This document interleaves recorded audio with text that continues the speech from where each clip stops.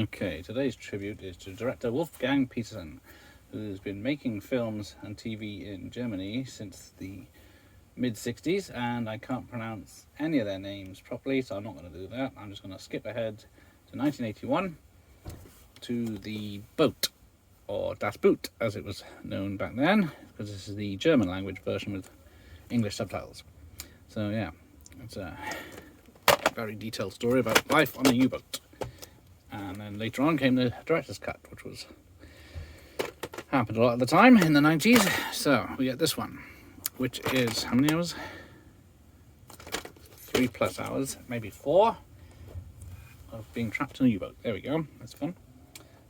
So that was 81, and then he had 3 years off after the success of that.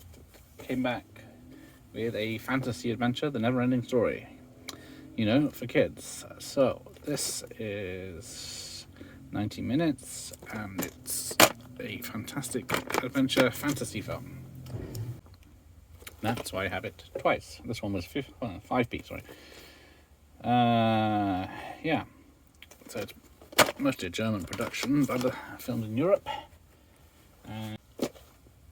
So then he did Enemy Mine in 1985 with Dennis Quaid and Louis Gossett Jr. as 2 rival pilots from warring factions that crash land on a planet and have to team up to survive. And it's if I can get into it, there it is. It's a pretty great film. Stay. So that leads me to the all-time greats edition on retail, which is exactly the same, pretty much, apart from a few labelling differences inside.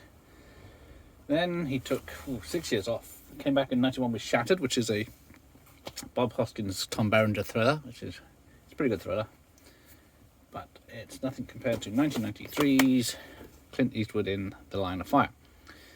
So John Malkovich is trying to kill the president, and only one man can stop him, and Rene Russo will help. That's a great thriller.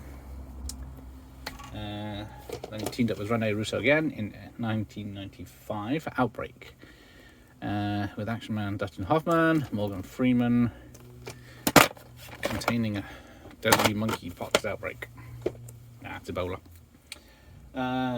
So then he did it in Air Force One in 1997. Even Sir Barry Norman loved it. So that was a hard task for him to like anything blockbuster. So he's not wrong. And then 2000, The Perfect Storm with George Clooney, Mark Wahlberg. Yeah, state-of-the-art special effects of the time to make water look good. And then I've got this box with an extras documentary on it.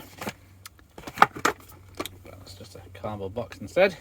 And in 2004, he came back with Troy, a sword and sandals adventure with Brad Pitt and Eric Bana. Pretty good, but unfortunately his last American film was the Poseidon remake with Richard Dreyfuss and Kurt Russell, and a distinct lack of priests, but nevertheless is a German film from 2016.